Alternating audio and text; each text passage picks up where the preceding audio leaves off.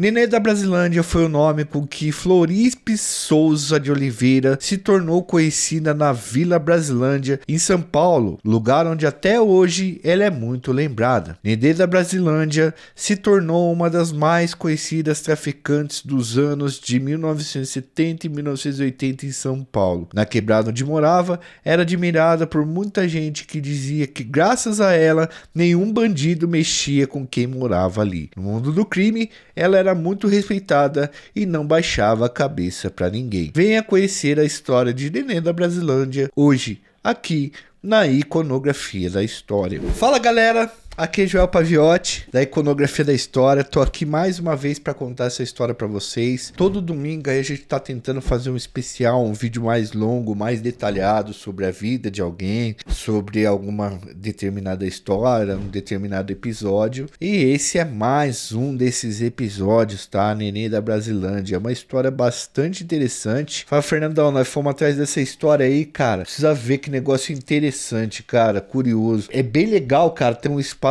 para trazer esse tipo de história aqui para vocês, tá? Então toda semana nossa produção tem trabalhado para trazer essas histórias para vocês. E isso tem um gasto, tem um investimento, e vocês podem nos ajudar deixando o like de vocês, se inscrevendo no canal, ativando o sininho, ou também deixando um pix pra gente ou assinando o apoia-se do canal, porque aí a gente pode falar de qualquer assunto sem necessariamente depender de certas monetizações do Ads. Bom, galera, hoje a gente vai falar de uma mulher chamada Nenê da Brasilândia, que ficou muito famosa aí em São Paulo, tá? A gente fala muito de Rio de Janeiro, mas hoje a gente vai falar de São Paulo aqui, tá? Então acompanha essa história com a gente também, beleza? Ademais, eu espero que vocês fiquem aqui com a gente até o final. Não esquece de deixar seu like.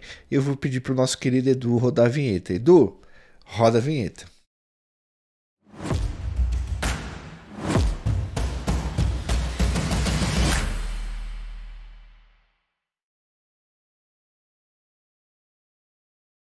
Galera, a gente tava dando uma olhada nos comentários dos vídeos que lançamos recentemente aqui no nosso canal, e em vários deles alguns seguidores pediam que a gente falasse de uma tal de Nenê da Brasilândia. Como Nenê, o nome Nenê da Brasilândia começou a aparecer muito, a gente resolveu dar uma pesquisada, né, em quem era essa pessoa, essa cidadã, e encontramos muita coisa. Mas primeiro a gente foi verificar nas redes sociais o que falavam dela, e a gente encontrou numa das redes sociais os comentários que levaram a gente a entender um pouquinho como essa mulher marcou a história de muitas pessoas e a história de uma das maiores quebradas de São Paulo. Eu vou ler alguns comentários aqui que a gente encontrou nas redes sociais sobre essa pessoa, sobre a Nenê da Brasilândia. Edu, coloca na tela aí os comentários, meu querido, pra gente já ler aqui, ó. Se ela estivesse viva, a Brasilândia não estaria cheio de ladrão pé de chinelo. Se ela estivesse aqui, queria ver se estava acontecendo tudo isso aqui na quebrada. Época que a Brasilândia tinha ordem e era respeitada. Eu a conheci, tinha muito respeito por ela, disciplina na quebrada, morava na minha rua, Deus abençoe aonde ela estiver. Quando a Brazoca tinha respeito, eternas neném. A Vila Brasilândia era respeitada. Uma lenda, até hoje não tem como esquecer lá. Pessoal, vocês já conseguem perceber o tom nostálgico que a Nenê da Brasilândia tem para muita gente que é daquele lugar. E realmente me parece que ela foi uma personagem bastante marcante por lá. Inclusive, pelo fato dela ser mulher e comandar um esquema de venda ilegal de entorpecentes em um dos maiores bairros do Brasil. Ao estudar o mundo do crime, pessoal, a gente se depara com muito mais homens do que mulheres que lideram organizações criminosas e, enfim, comandaram o tráfico de entorpecentes em diferentes lugares. A ampla maioria das pessoas que a gente conta aqui são homens. E na maior parte das vezes, as mulheres são tratadas como mulheres de traficantes, que não desempenham um papel central dentro dessas organizações. A gente inclusive tem um vídeo aqui, por exemplo, sobre as cunhadas, nome dado a companheiras dos criminosos ligados às organizações criminosas. Já a figura da mulher traficante, a mulher bandida, é mais rara. E quando ela aparece, é comum as pessoas tentarem encontrar um homem que tenha levado ela para esse mundo, né? Ou que esteja por trás dela, mandando nela. Mas, ao contrário de que muita gente pensa, temos várias mulheres que chefiaram o comércio ilegal de entorpecentes. E a Nenê da Brasilândia é uma dessas mulheres. Com certeza absoluta, vocês vão achar interessantíssima essa história que a gente vai trazer para vocês. Bom, vamos lá então para a história dela. Floripe Souza de Oliveira era o nome dela. E para contar essa história, a gente vai tomar como base dois importantes trabalhos. Preste bastante atenção, essas referências elas são bastante importantes. O primeiro trabalho deles, né, o primeiro desses trabalhos é o podcast da Rádio Novelo, Nenê da Brasilândia, que é produzido a partir de um intenso trabalho dos jornalistas Davi Molinari, né, que investiga a Nenê da Brasilândia desde os anos 90, e o Paulo Motorim, que se debruçou sobre esse tema a partir de 2016. E esse podcast é dirigido pela documentarista Paula Saqueta. O podcast tem 8 capítulos e traz um estudo bem detalhado sobre toda a trajetória de Nenê da Brasilândia, sendo construído com base em entrevistas, análise de processos, matérias jornalísticas e demais documentos que esses jornalistas tiveram acesso. Esses caras, eles estão atrás da vida da Nenê há 3 décadas, como eu disse para vocês, e a gente vai beber muito do trabalho deles. Eu até falei com o Paulo Motorim, muito obrigado como você recebeu a gente, tá, Paulo Motorim? Ele falou que assiste o nosso canal e tá aí, eu fiquei muito feliz com isso, tá? E ele foi muito cordial, então deixamos nossos agradecimentos para ele também. Então, nós já deixamos claro para vocês que quando terminarem aqui, por favor, entre nas plataformas de áudio e tire um tempo para compreender essa história em mais detalhes, ela é muito boa. O segundo trabalho, que embasa esse vídeo, é a tese de doutorado de Mário Fonseca, tá? Intitulada, abre aspas, Coexistir na Fronteira, notas de um antropólogo sobre a trajetória de um grupo de jovens em meio ao conflito entre comunidade e o tráfico. Esse belo trabalho também, pessoal, apresenta informações importantes sobre a Vila Brasilândia, localizada em São Paulo, e traz informações sobre a Nenê da Brasilândia, né? E como ela foi importante para o crescimento dessa quebrada. Apresentadas as fontes, vamos conversar um pouco sobre o contexto em que nossa personagem está inserida. De acordo com Fonseca, que a gente pegou a tese dele, a Vila Brasilândia é um subdistrito da capital paulista, localizada na zona noroeste da cidade, entre os bairros de Vila Nova Cachoeirinha, a leste, e a Serra da Cantareira, ao norte, e Pirituba ao oeste. Atualmente, pessoal, a Vila Brasilândia é subdividida em vários subdistritos, o que faz com que a noção de pertencimento dos moradores muitas vezes seja colocada em xeque. Muitos moradores se reconhecem muito mais como pertencentes aos diferentes bairros que compõem a Vila Brasilândia do que ao seu todo, mas antigamente não era assim. Conforme Fonseca, isso se deve ao aumento populacional dessa região ao longo dos anos e ao avanço dos grupos que chefiam o comércio ilegal de entorpecentes dentro dali. A Vila Brasilândia, pessoal, nasceu a partir do desmembramento de diversos sítios e chácaras que ficavam localizados entre a zona norte e a zona oeste da grande cidade de São Paulo. Um dos donos desse sítio era um cara chamado Sr. Brasílio Simões, que cultivava cana-de-açúcar e produzia uma pinga chamada Caninha do Ó, bebida muito famosa nos bares da época. O nome da Vila Brasilândia teria sido justamente tirado a partir do nome do Sr. Brasílio, que era o dono daquelas terras. E com a desapropriação dos sítios e chácaras, a partir do ano de 1947, foi se formando o que nós chamamos de Vila Brasilândia, que é composta por muitas favelas construídas a partir da invasão de terras da região da Serra da Cantareira. Bom, galera, nos anos de 1950 e 1960, os melhores lotes foram sendo comprados e ocupados por comerciantes e população mais pobre, principalmente imigrantes nordestinos. E esse pessoal foi se fixando nessas áreas de favelas, lugares marcados pela ausência do Estado e pela grande criminalidade. O tráfico de entorpecentes chega à Vila Brasilândia por volta de 1960 e é aí que entra na história a protagonista desse vídeo. Floripe Souza de Oliveira nasceu em 16 de outubro de 1944 na cidade de Santana de Ipanema, no estado de Alagoas. Ela seguiu a trajetória de muitos nordestinos e mudou-se com a sua família para São Paulo, quando ainda era muito pequena. Pessoal, não há muitas informações sobre como era a vida da Nenê antes da chegada dela em São Paulo, mas dizem que sua família tinha ligações com o cangaço e que o pai dela era do bando de Lampião. E quando Lampião foi executado, o pai dela vai morar em um sítio como refugiado mesmo, porque ele era caçado pela Volante, que era a polícia que, enfim, a principal polícia que caçava ali os cangaceiros. Pessoal, aí eu acho que é legal a gente fazer um ponto aqui, um parênteses, para explicar um pouco sobre a migração nordestina para a cidade de São Paulo. São Paulo é uma cidade que tem muitos descendentes de nordestino. A migração nordestina para São Paulo é algo muito importante para entender a trajetória tanto da cidade quanto da Nenê. Nos anos 60 e 70, pessoal, com o investimento do Estado em obras de construção civil, muitas pessoas vieram dos estados ali que compõem a região Nordeste e vieram para São Paulo para tentar a vida. O Nordeste teve uma questão muito forte com concentração de terras, principalmente nos anos 50 e 60. E muitas pessoas vieram tentar a vida aqui nas capitais mais desenvolvidas, coladas no litoral sudeste, tá? E além dessa migração para São Paulo, teve também a migração nordestina muito forte para o Rio de Janeiro. E nesse período, essas duas cidades, os dois estados, eles passam por um inchaço de moradias precárias, com uma urbanização bastante desorganizada que favorecia a violência, pois o Estado não chegava nesses lugares. Fernandão, tudo bem, filho? Fala, primo, beleza, e você? Beleza.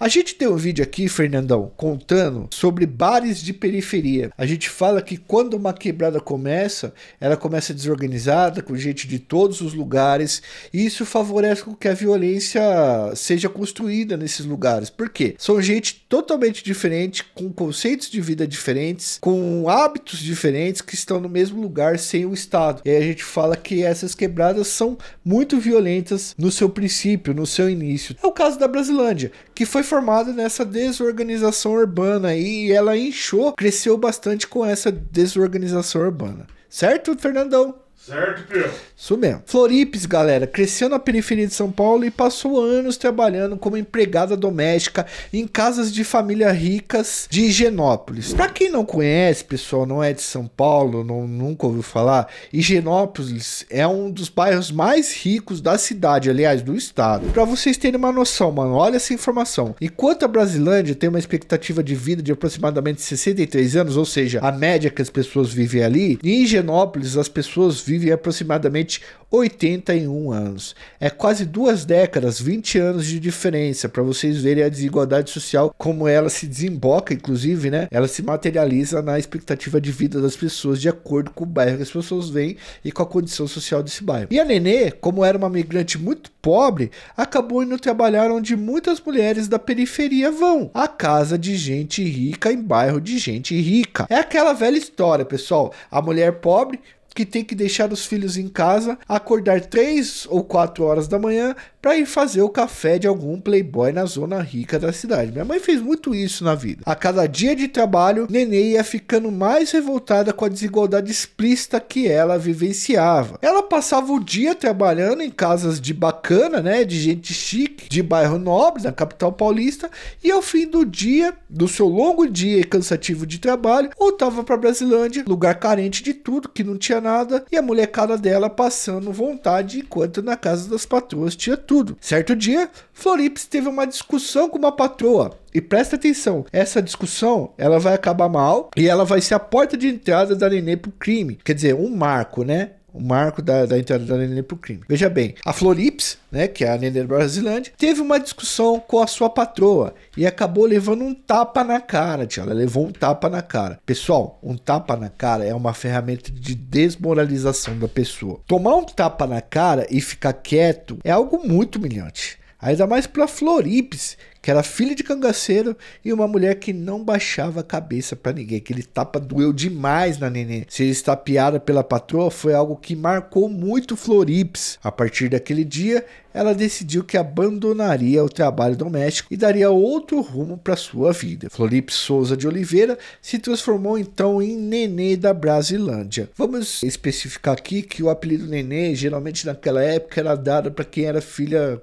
caçula, né? Que era o caso da Nenê da Brasilândia. E aí ela vira a Nenê da Brasilândia, né? E a mulher, ela vai comandar o maior esquema de comércio ilegal de entorpecentes em São Paulo nos anos 70 e 80. Davino Molinari e Paulo Motorim afirmam que há controvérsias a respeito do modo como Nenê da Brasilândia entrou para o mundo dos delitos. Muita gente diz, pessoal, que ela foi levada para o mundo do crime pelos homens com que se envolveu. Mas essa versão é bastante contestada na radionovela, nesse podcast que a gente tirou várias informações. O podcast, inclusive, apresenta depoimentos que mostram que ela seguiu esse caminho com suas próprias pernas. No primeiro episódio, Davi Molinari e Paulo Motorim citam uma matéria da Folha de São Paulo do dia 9 de maio de 1974, que fala que Floripes era casada com José Bernardino dos Santos e que ele, o José, tinha se tornado um conhecido comerciante legal de entorpecentes em Santa Terezinha, que é um bairro da Brasilândia. Segundo a matéria, pessoal, enquanto José Bernardino cuidava dos seus negócios ilícitos, Floripes cuidava do lar. Mas ela teria conhecido José Miranda da Silva, conhecido como o Boi, e teria se apaixonado por ele,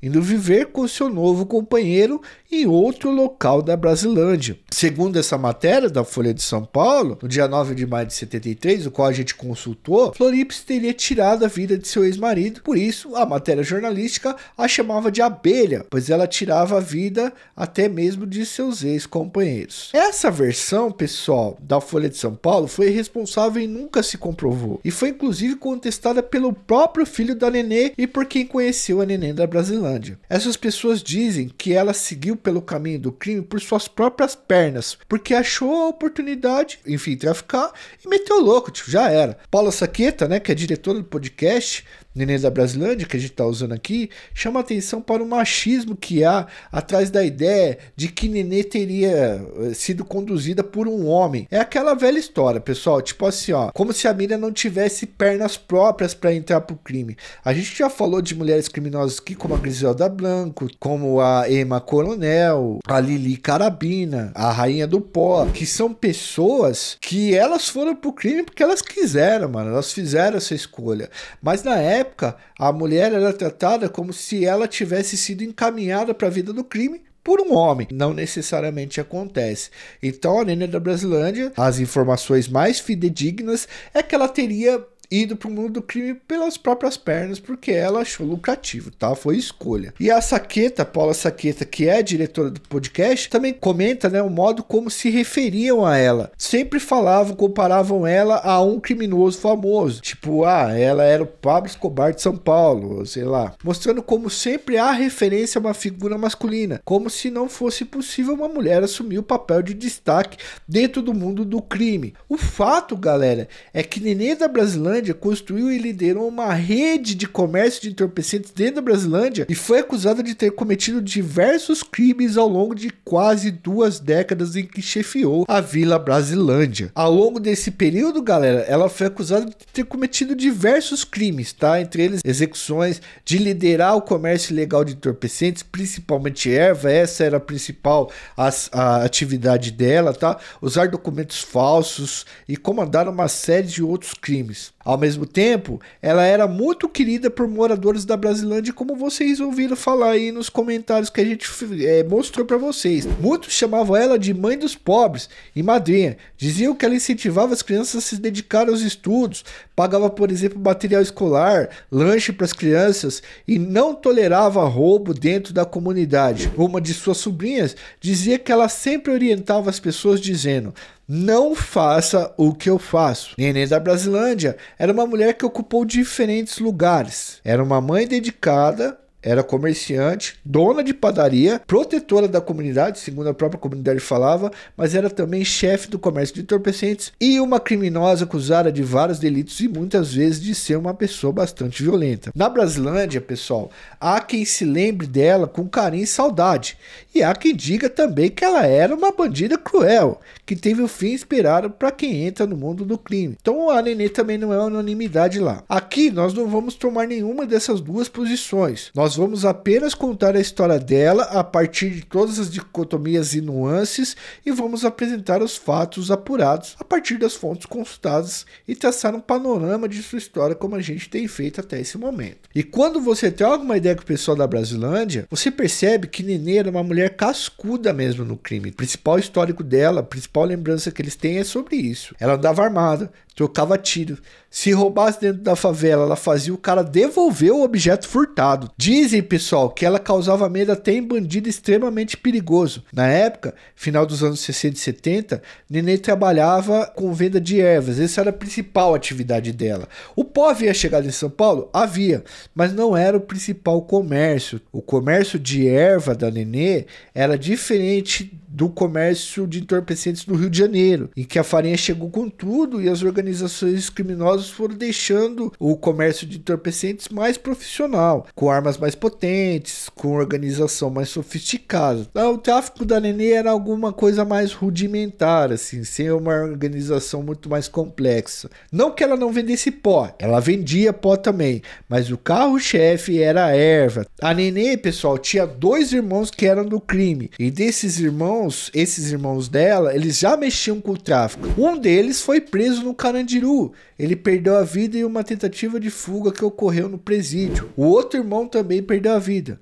mas não fica muito claro como isso aconteceu. Então, quer dizer que a Nenê já tinha irmãos que eram envolvidos na criminalidade. A primeira ocorrência policial envolvendo o nome de Florips foi uma agressão a uma mulher. Essa ocorrência aconteceu no dia 6 de setembro de 1971. A Nenê teria, junto com a amiga Vera, ido confrontar uma moça chamada Cidinha. Essa Cidinha teria se envolvido com o amante de Vera. A Nenê comprou a treta da Vera e foi cobrar a ideia da talarica. Esse confronto acabou numa briga e Nenê da Brasilândia encheu a Cidinha de porrada. Algum tempo depois, Vera é que seria supostamente alvo de Nenê, pois ela teria roubado uma pulseira de Nenê e ela não deixaria barato esse delito. Então foi assim, Fernandão, se liga nessa conversa. A Nenê tinha uma amiga chamada Vera. A Vera foi talaricada pela Cidinha. Pra quem não sabe o que é talarica, é que rouba parceiro dos outros. E a Nenê comprou da Vera e foi dar uns tapas na Cidinha. Só que depois a Vera vai entrar no radar também e vai tomar uns tapas da Nenê. Nesse mesmo ano, Nenê da Brasilândia foi acusada também de envolvimento no comércio ilegal de entorpecentes. De acordo com Fonseca, da tese que a gente tá usando, Nenê unificou o tráfico em toda a Zona Norte, formando um verdadeiro exército de traficantes, mais de 30 homens sob suas ordens. Ela exigia que os homens que trabalhavam para ela tivessem mais de 25 anos e não admitia menores, pois defendia que os menores tinham que estudar para não entrar no mundo do crime e buscar outros caminhos para a história deles. Nenê da Brasilândia não aceitava que os moradores do bairro, por exemplo, sofressem ataques de bandidos e enfrentava violentamente quem tentava ocupar esse lugar ou quebrar essas regras que ela colocava. Ao lembrar de Nenê da Brasilândia, um morador fala do dia em que bandidos entraram na casa de uma moradora ali do bairro da Vila Brasilândia e levaram tudo que ela tinha. Se liga na história. Quando a moradora chegou do trabalho, depois de um dia cansativo, e encontrou a casa vazia, ela foi desesperada procurar a Nenê. No dia seguinte, os bandidos devolveram tudo que tinham levado e ainda pediram desculpas para a dona da casa e falaram assim: não, dona Nenê mandou pedir desculpa para vocês. Nossa, muito louco. Por ações desse tipo, Nenê da Brasilândia era muito querida e respeitada por grande parte dos moradores do local. Mas Nenê fica muito famosa quando ela vai ser encarcerada, porque dentro da cadeia ela vai se tornar uma das bandidas mais famosas da história de São Paulo. Acompanhe essas histórias comigo. A primeira prisão dela foi em decorrência de um de seus trabalhos. Ela foi fornecer erva dentro do presídio do Carandiru e ela acabou presa no antigo presídio Tiradentes, um lugar muito terrível. O presídio Tiradentes era extremamente terrível. Para vocês terem uma ideia, naquela época, nos anos 60, o Carandiru era conhecido como presídio modelo. Imagina o que era o Tiradentes. Nenê mandava na cadeia, pessoal. Todo mundo conhecia ela. Ela tinha até uma árvore dentro do presídio que só ela poderia ficar embaixo ou quem ela permitisse. Nenê ficou pouco tempo presa, pois era réu primária e ficou aguardando o julgamento em liberdade. Mas, pessoal, em maio de 1973, ela tenta passar fogo na Vera. Vocês lembram da Vera lá? Que a Nenê foi cobrar a Cidinha por conta da Vera, da talaricagem? Então, essa amiga da Nenê que ela comprou a treta, a Nenê teria atirado na Vera e acertou, na verdade, a mãe da antiga amiga, a mãe da Vera. Ela também foi acusada de ter passado fogo em um bandido chamado Robertão. Imagina, a Nenê apagou um cara chamado Robertão na favela. Então a Nenê foi presa, acusada de atirar na mãe da Vera, querendo acertar a Vera, e por ter tirado a vida de um bandido chamado Roberto. Aí Nenê da Brasilândia fica presa no Carandiru, na ala feminina da penitenciária do estado. E é lá no Carandiru que ela vai aparecer para todos os jornais da cidade, do estado e até do país. Nenê vai empreender uma fuga espetacular na época, tá, pessoal? O que a Nenê fez para poder fugir do Carandiru? Ela pegou e fingiu que estava passando mal. E o sistema penitenciário fez o quê? Transferiu ela para o Hospital das Clínicas de São Paulo. Quem conhece o Hospital das Clínicas sabe o tamanho que é aquilo lá, tá? É um dos maiores hospitais do mundo, tá? Fica aqui em São Paulo. E lá no Hospital das Clínicas, fingindo que estava passando mal, ela arma um esquema com uma comparsa chamada Maria Gorda, consegue uma arma, tá? E consegue fugir do hospital. Segundo o Nenê, ela fugiu porque os caras abusaram da filha dela e ela ia cobrar os caras. Ela fugiu por causa disso. Em pleno período da ditadura militar, uma mulher bandida foge de um dos maiores hospitais do mundo, dá balão na polícia de São Paulo, que na época era conhecida como uma das polícias mais eficientes. E aí, pessoal, Nenê vai se esconder na Serra da Cantareira e leva os filhos para ficar com ela, mas ela é entregue por um comparsa, porque os delegados conseguiram arrancar a informação desse cara, sabe-se lá como. E para vocês terem uma noção, galera, de como que essa fuga da Nenê ficou conhecida e passou em vários jornais e tal, os caras colocaram nas costas da Florips, da Nenê da Brasilândia, um cara chamado Sérgio Paranhos Fleury, que era considerado um dos delegados mais sanguinários e terríveis da época. Fleury, pessoal, tem uma história bem sombria no mundo policial, inclusive de enriquecimento ilícito. Mas na época, ele era uma espécie de rei da polícia. Ele e seu grupo foram colocados pelos próprios governantes para tentar recapturar a Nenê, para tirar um pouco dessa humilhação que o Estado estava passando. Nesse momento que ela foi recapturada, acontece um fato curioso. Vocês estão ligados ao Gil Gomes, aquele que fala as coisas, ei, você, aqui neste lugar, tá ligado? Nossa, eu imito o Gil Gomes mal demais, velho. A gente tem inclusive um vídeo dele aqui, contando sobre a história dele aqui. O Gil foi muito importante pro desenvolvimento dos programas policiais. O Gil Gomes ia nos lugares do crime, quando o corpo da vítima estava quente, e ele contava a primeira versão da história do delito, e geralmente era a versão que ficava, e até a polícia muitas vezes adotava a versão dele. E ele foi entrevistar um dia a Nenê e chamou a Nenê de pilantra, e ela tava sem algema e meteu um tapa na cara do Gil Gomes, tio. Ela deu um tapa na cara do Gil Gomes, irmão. Olha só que fita. Deu um tapa na cara do Gil Gomes. A gente já falou de tapa na cara, que como é que funciona. Então, Nenê foi presa e foi cumprir pena, né? Mas ela nunca se esqueceu dos filhos. Como que é a fita, né, mano? Um monte de homem por aí, solto, trabalhando, que não vê o filho, não paga uma pensão, a mulher toda enrolada com a justiça, né? A Nenê toda enrolada com a justiça e ainda é preocupada com as crianças.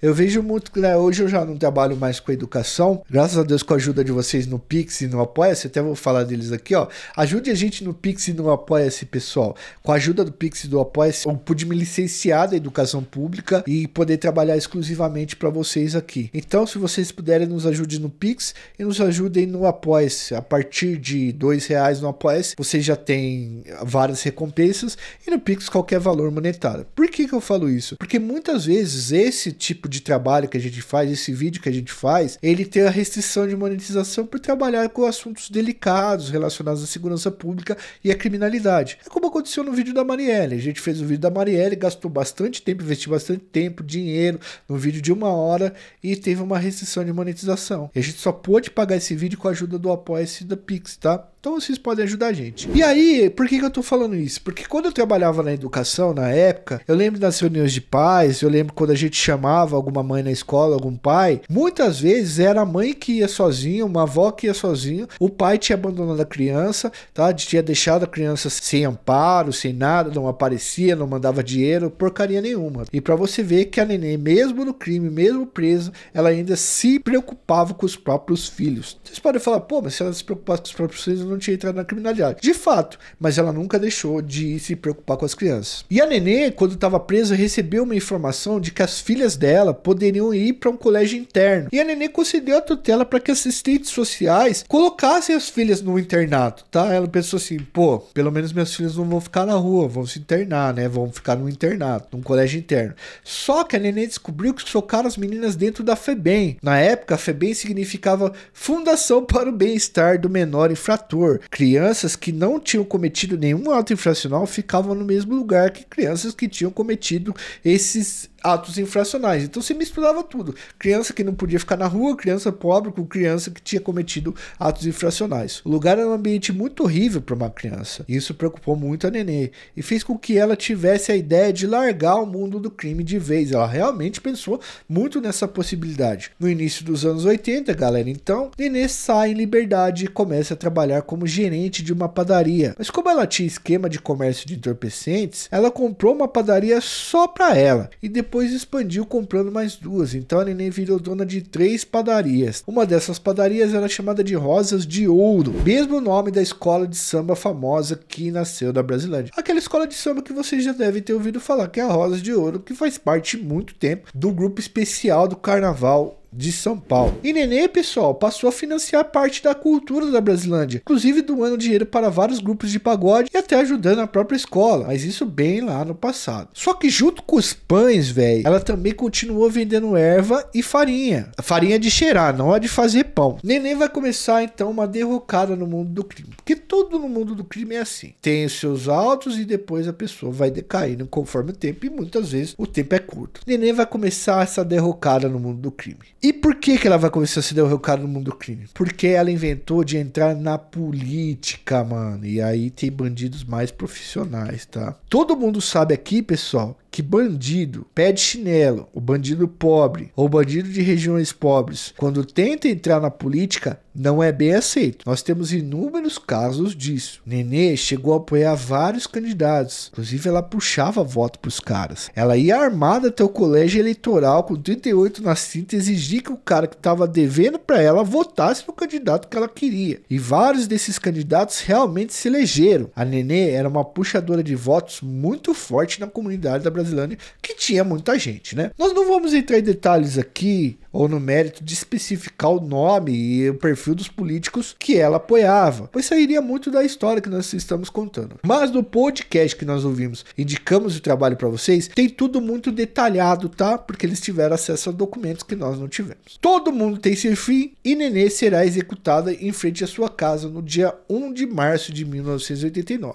Nas matérias que consultamos, há divergências entre a quantidade de disparos que ela levou, entre 6 e 8. Ela estava saindo do carro quando foi executada covardemente. Segundo a família de Nenê, ela estava desarmada, pois se estivesse armada, certamente teria trocado tiro, porque ela era boa no tiro. Há 3 hipóteses levantadas pelos jornalistas que estudaram profundamente a história de Nenê para que ela tenha sido executada. A primeira versão, galera, é que Nenê teria tirado ou mandado tirar a vida de um PM de 20 e poucos anos dentro de uma das padarias dela. Ou se não tivesse mandado, ela teria deixado com que aquilo acontecesse. Ele teria sido executado em 1988. Esse policial era visto como uma espécie de justiceiro lá. Supostamente, o batalhão de polícia que esse cara fazia parte prometeu se vingar da chefe de comércio de entorpecentes, a Nenê. Então eles deixaram passar um tempo. E vamos deixar claro que essas versões não foram comprovadas, tá? A segunda versão tem a ver com a posição de Nenê no tráfico. Prestem muita atenção, galera, e essa é uma questão mais estrutural, tá? Mais contextual. Nos anos 80, o pó chegou muito forte na cidade de São Paulo. O pó dava muito mais dinheiro que a erva, mas também gerava a obrigação de pagar muito mais gente, inclusive polícia. O fato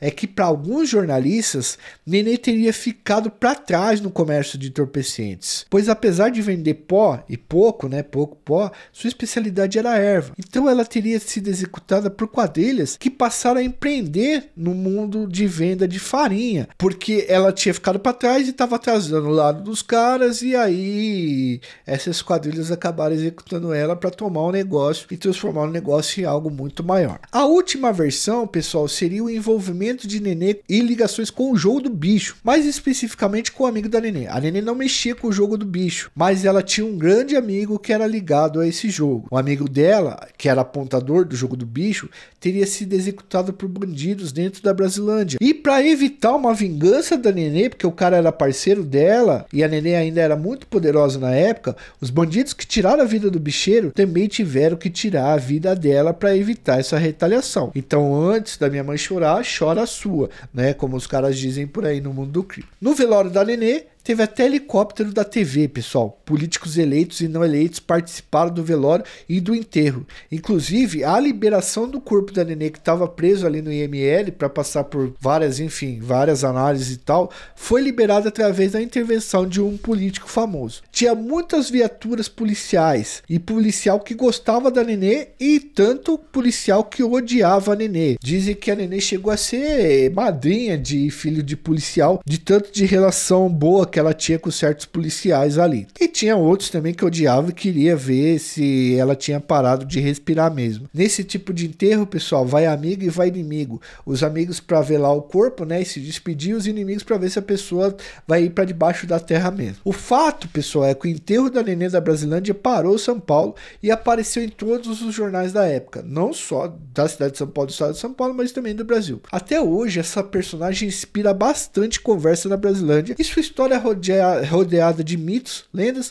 e diferentes versões de como foi sua trajetória, de como foi sua vida e os seus caminhos de ponta a ponta. Inclusive, galera, a própria execução dela não foi esclarecida totalmente e os papéis que registraram seu falecimento estão empoeirando em algum canto de alguma delegacia por aí no estado de São Paulo. De Nenê, pessoal, só sobraram os filhos e a memória das pessoas que habitaram a Brasilândia na época dela, como a gente leu aqui os comentários para vocês. Inclusive, ao fim desse vídeo, vale um agradecimento novamente aos jornalistas que produziram esse podcast e nós, novamente, deixamos a dica. Vá ouvir o material dos caras, porque eles tiveram acesso a muita coisa. Não conseguimos abarcar os detalhes que eles conseguiram, porque eles estão fazendo um trabalho de 30 anos.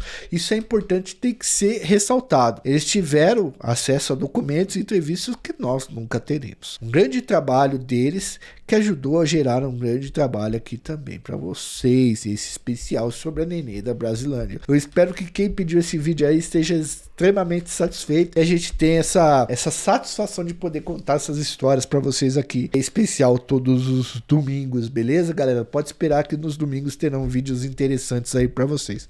Ademais, ajude a gente no Apoia-se, deixe seu Pix para ajudar a gente a pagar esses vídeos e liberar cada vez mais tempo nosso para a gente conseguir fazer um trabalho melhor para vocês e maior. E não se esqueça, o mais importante, deixar o seu like, se inscrever no canal, ativar o sininho e compartilhar esse vídeo. Galera da Brasilândia, um beijo para vocês e compartilhe esse vídeo aí nos grupos da Brasilândia pra gente entender melhor a história da Nenê da Brasilândia e para as pessoas que não conheceram ela conhecerem também, certo? Eu sou Joel Paviotti do canal Iconografia da História. Fui, até uma próxima.